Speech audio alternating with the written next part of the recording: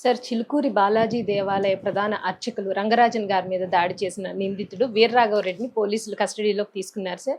అతను చాలా సంచలనమైన విషయాలు బయటపెట్టాడు అని చెప్తున్నారు. అసలు పోలీసుల కస్టడీలో ఉన్న వీరరాఘవరెడ్డి చెప్పిన సంచలనమైన విషయాలు ఏంటి సార్?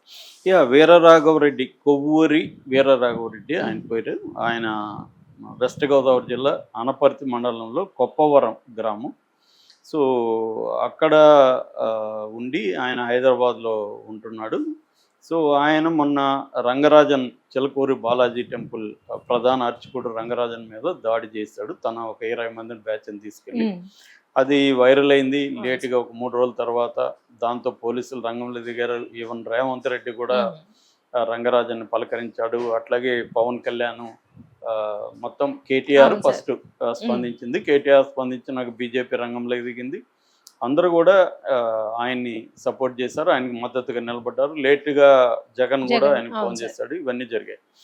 సో ఈ నేపథ్యంలో వీరరాఘవరెడ్డి గురించి సంచలనమైన విషయాలు బయటకు వచ్చాయి. అదేంటంటే అతను కూడా హిందూ మతం కోసం పనిచేస్తున్నాడు. రామరాజ్యం అనే ఒక దాన్ని స్థాపించాడు, సంస్థని. రామరాజ్యం తరపున కొంతమందిని రిక్రూట్ చేసుకొని వాళ్ళ ద్వారా ఆయన ఒక ఆర్గనైజేషన్ లాగా పెట్టి వాళ్ళ ద్వారా కొన్ని మిలిటెంట్గా దాడులు చేయడం, ఇవన్నీ చేయడం అనేది ఆయన ఉద్దేశంగా చెప్తున్నాను. మామూలుగానే హిందూ మత సంస్థల్లో కొన్ని తీవ్రవాద సంస్థలు ఉన్నాయి. అంటే తీవ్రంగా అవి కర్రలు పట్టుకొని ఆర్ఎస్ఎస్ ఏంటంటే వాళ్ళు ఏమీ అక్రమంగా చట్ట వ్యతిరేకంగా దాడులు చేయరు, కానీ వాళ్ళు కూడా మనం దాన్ని ఏమంటారు, సాయుధులుగా ఉండాలి, కర్రలు పట్టుకోవాలి, కర్ర సాము చేయాలి, ఎక్సర్సైజ్ చేయాలి, ఫిజికల్ ఫిట్గా ఉండాలి, ఇవన్నీ ఉన్నాయి. దాని తరఫున ఆర్ఎస్ఎస్ అనేది ప్రధానంగా ఒక మత సిద్ధాంతానికి, హిందూ మతాన్ని కాపాడాలి అన్న సిద్ధాంతం ఉంటుంది. దాని తర్వాత విహెచ్పి, విశ్వ హిందూ పరిషత్తు, బజరంగ దళ్ళు, ఇంకా శ్రీరామ సేన, ఇట్లా ఏవో రకరకాలు ఉన్నాయి. సో ఇవన్నీ కూడా రకరకాల రూపాల్లో తమకు నచ్చిన వాళ్ళ మీద దాడులు చేయడము, గోవును గోవు మాంసం తినే వాళ్ళ మీద దాడులు చేయడము, ఇవన్నీ చూస్తున్నాం. బీజేపీ వచ్చినాక ఇవన్నీ పెరిగాయి.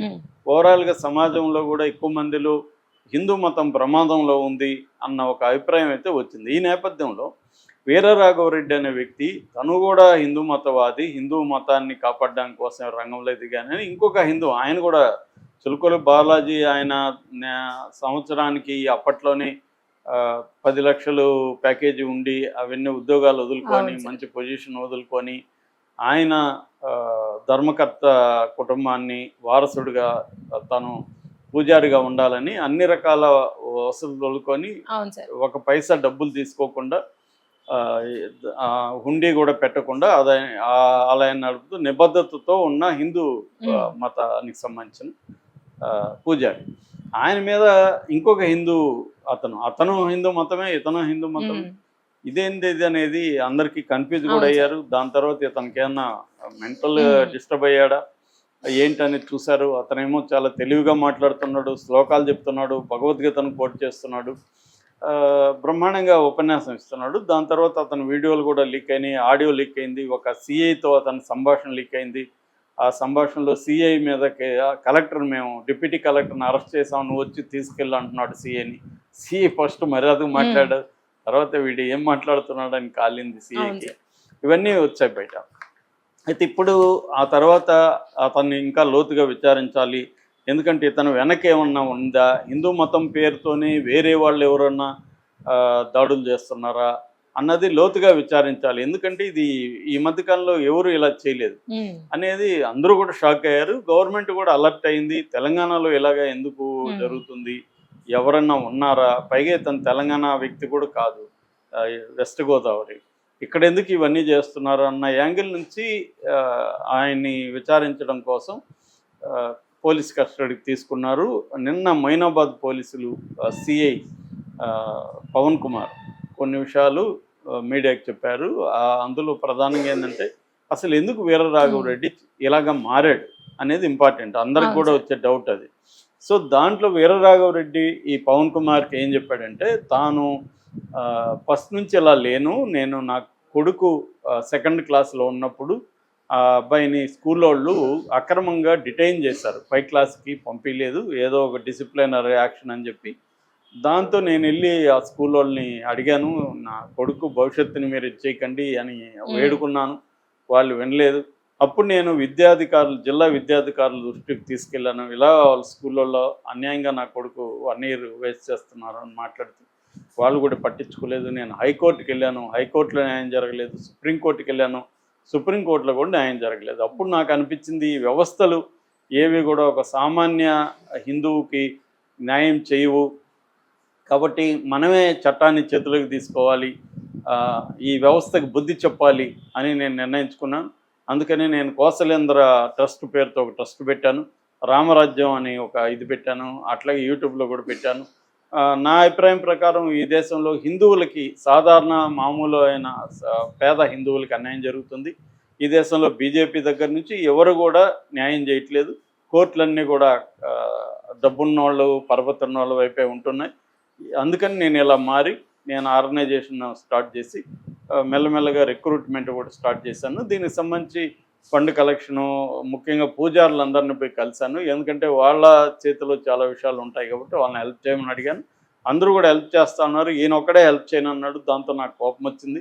రెండోది, నా వాళ్ళ దగ్గర నేను ఇప్పుడు సైలెంట్గా ఉంటే వాళ్ళ మోరల్ దెబ్బతింటుంది కదా. అందుకని నేను గట్టిగా ఆయన్ని దండించాను. దానివల్ల మా వాళ్ళకి కొంత ఊపు వస్తుంది, ఉత్సాహం వస్తుంది అని చెప్పి చేశాను. ఇక మీదట కూడా నేను రామరాజ్యం కోసమే ట్రై చేస్తాను. కాకపోతే శాంతియుతంగా ఇక మీదట ఎవరు దాడులు చేయి, ఈ కేసు అయిపోయి నేను బయటకు వచ్చినాక ఇది చేస్తానని చెప్తున్నాడు. అయితే ఇప్పుడు ఇది చర్చనీయాంశం. నిజమే కదా, చాలా వ్యవస్థలు ఆయనకి ఇప్పుడు వాళ్ళ కొడుక్కి అలా ఒక అన్యాయం జరిగినప్పుడు కోర్టులు కూడా న్యాయం జరిగిపోతే అలా మారితే తప్పేముంది?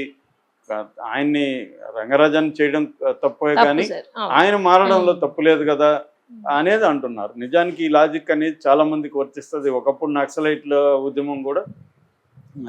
ఉద్యమం లేదా ప్రజెంట్ మావోయిస్ట్ ఉద్యమం ఒక సిద్ధాంత పునాది మీద ఉన్న ఉద్యమం. అదేంటంటే ఈ వ్యవస్థ, ఇది ఫెడరల్ వ్యవస్థ, అర్ధ ఫెడరల్, అర్ధ భూస్వామి పెట్టుబడిదారు విధానం. అంటే సామ్రాజ్యవాద వ్యతిరేక, భూస్వామి వ్యతిరేక పోరాటాలు నిర్మించాలి. దీన్ని నూతన ప్రజాస్వామిక విప్లవం అంటారు. ముందు గ్రామాలని విముక్తి చేసి తర్వాత పట్టణాలు పట్టుకొని తర్వాత అంతిమంగా రాజ్యగతిగా. ఇది ఇంటే ఇప్పుడు కామెడీగా అనిపిస్తుంది కానీ ఇది సాధ్యమని, అది బేసిక్గా వాళ్ళ ఫిలాసఫీ.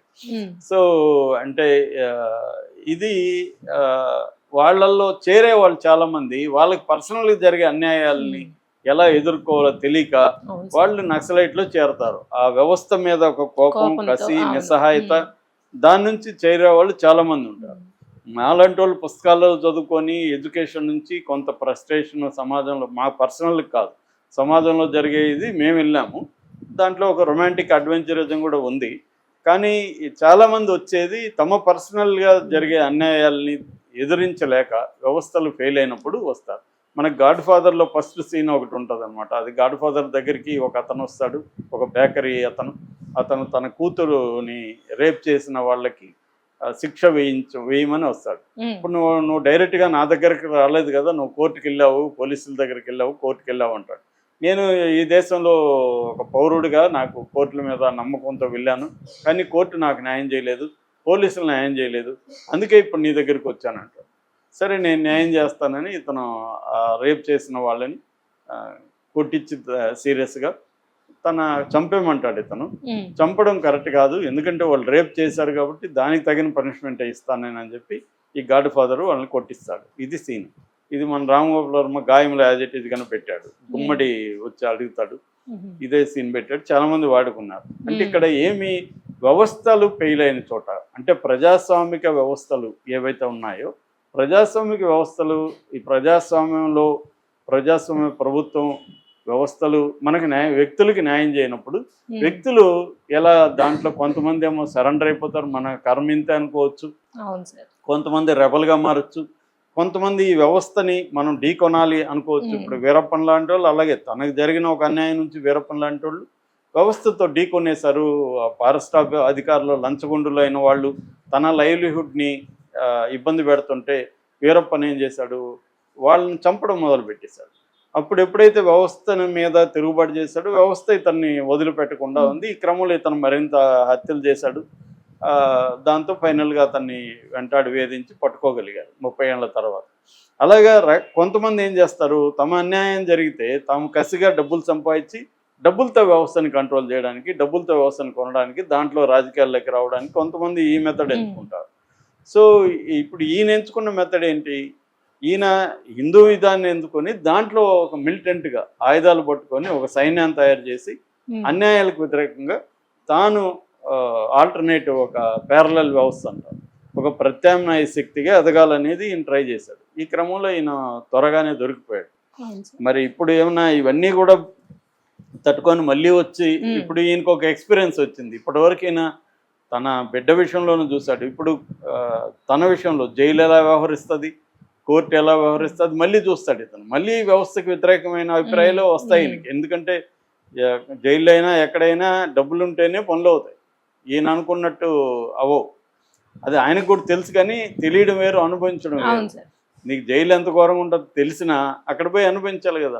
అక్కడ వెస్ట్రన్ కమోడ్ ఉండదు, మనం వెస్ట్రన్ కమోడ్కి అలవాటు అయింటాం, అక్కడ మోకాళ్ళ నొప్పులు వస్తాయి, మోకాళ్ళు ఇరిగిపోయిన కేసులు కూడా ఉన్నాయి ముసలోళ్ళకి. వాళ్ళు చిన్న స్టూలు ఇవ్వమంటే కూడా ఇవ్వరు. అలాగే దారుణంగా ఉంటుంది. అట్లాగే ఒక్కోసారి టాయిలెట్లు గడిగిస్తారు మన దగ్గర వాళ్ళు డబ్బులు ఇకపోతే. తర్వాత ఎక్కువ మంది ఖైదీల్లో వేస్తారు. ఆ ఖైదీలు ఏం రాదు చూస్తున్నాం అని కొడతారు ఊరికని, లేకపోతే వాళ్ళు సౌండ్లు చేస్తుంటారు, రాత్రుల్లో నిద్ర రాదు. ఇలా రకరకాల ఊహించలేని, అంటే బయట నుంచి నువ్వు ఊహించలేవు, అది అనుభవిస్తుంది తప్ప. అలాంటివంతా రేపు ఈయన కూడా ఫేస్ చేస్తాడు. సో మరి ఇవన్నీ అయినాక ఈయన ఇంకా ఎక్కువగా రాడికల్గా మారుతాడా హిందూ మతంలోనే, లేకపోతే కొంత అర్థమయ్యి మనం ఈ మెథడ్లో ఈ రూట్లో వెళ్ళకూడదు, లక్ష్యం మంచిదే కానీ మార్గం మంచిది కాదు అని వెళ్తాడా, లేకపోతే ఇదంతా ఎందుకు వీళ్ళ గ్రూపుల్లోనే చేరిపోతామని ఆర్ఎస్ఎస్లోనో బజరంగ దళలోనే చేరిపోతాడా అనేది చూడాలి మనం.